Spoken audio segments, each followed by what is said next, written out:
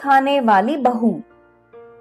ये कहानी चांदपुर नामक गांव की है, जहां रिया नाम की एक महिला अपने पति सुरेश और सास ससुर सुजाता और दर्पण के साथ एक बड़े से घर में रहकर अपना जीवन यापन कर रही थी।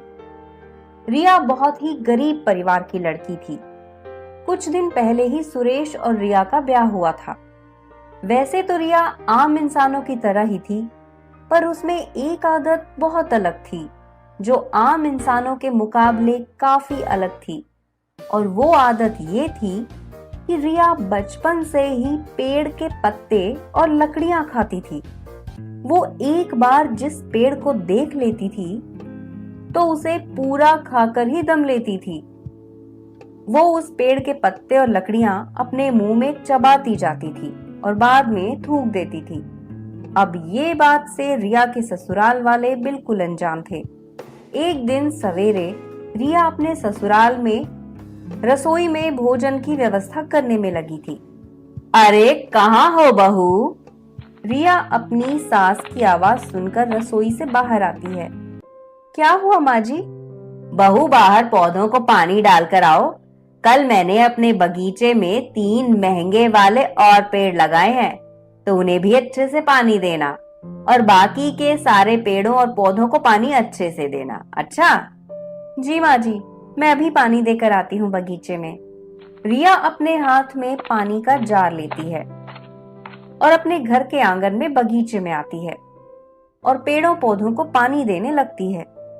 तभी रिया की नजर गुलाब के पौधे पर पड़ती है, जो सुजाता का सबसे चहीता पौधा था। अरे वाह, ये गुलाब का पौधा कितना खूबसूरत लग रहा है और इस पर कितने सुंदर गुलाब के फूल भी लगे हैं। इन्हें चबाने में तो बहुत मजा आएगा।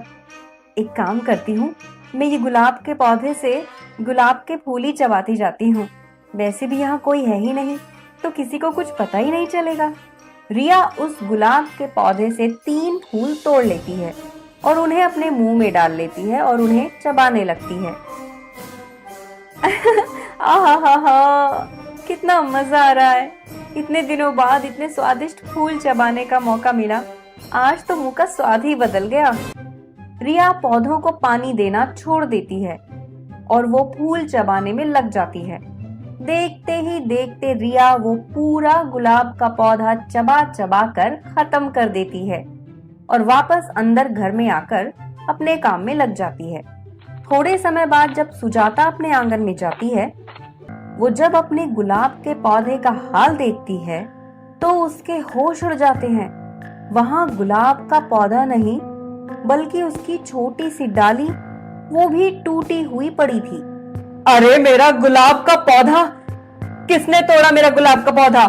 सुरेश, रिया, कहाँ हो सब? सुजाता की चिल्लाने की आवाज सुनकर दर्पण, सुरेश और रिया दौड़ते हुए बाहर आते हैं। अरे क्या हुआ भाग्यवान? क्यों इतना शोर मचा रही हो? जी देखिए ना, किसी ने मेरा गुलाब का सबसे चहीता पौधा तोड़ दिया।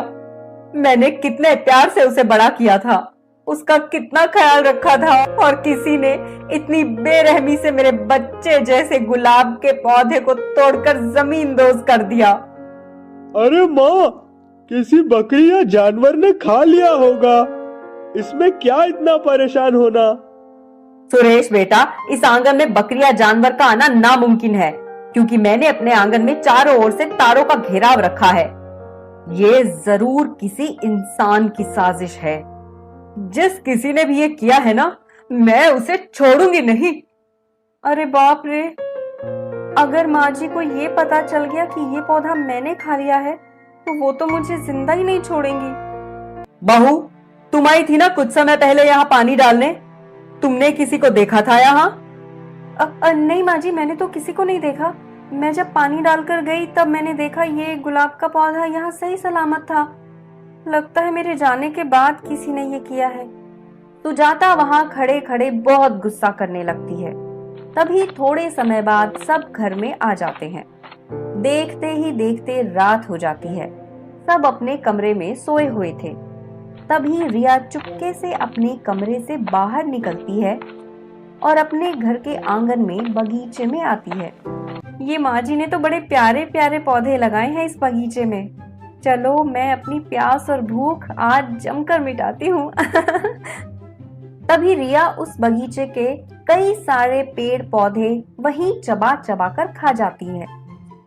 सुजाता के बगीचे के आधे से ज्यादा पेड़ पौधे खत्म हो चुके थे और इतना करने के बाद रिया वापस अपने कमरे में आती है और सो जाती है।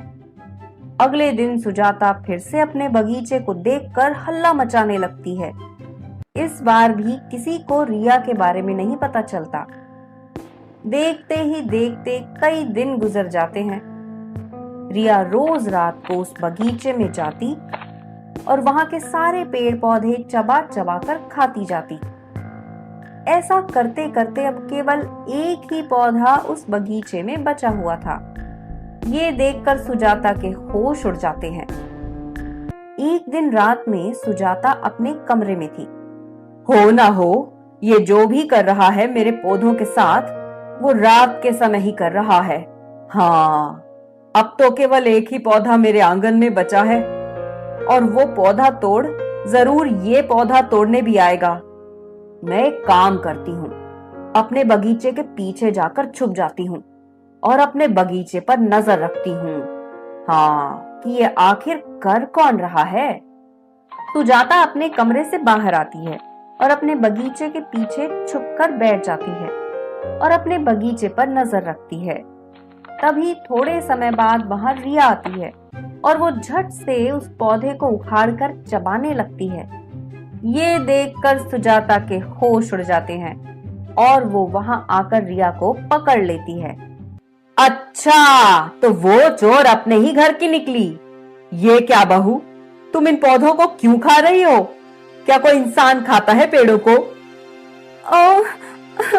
माँ जी, मुझे क्षमा करना, मुझे बचपन से पेड़ पौधे चबाने की आदत है। मैंने ही आपके सारे पौधे खाए हैं। ये सुनकर सुजाता गुस्से में आग बबूला हो जाती है और वो पूरे घर को अपने शोर से जमा करती है और सबके सामने रिया की सच्चाई ले आती है।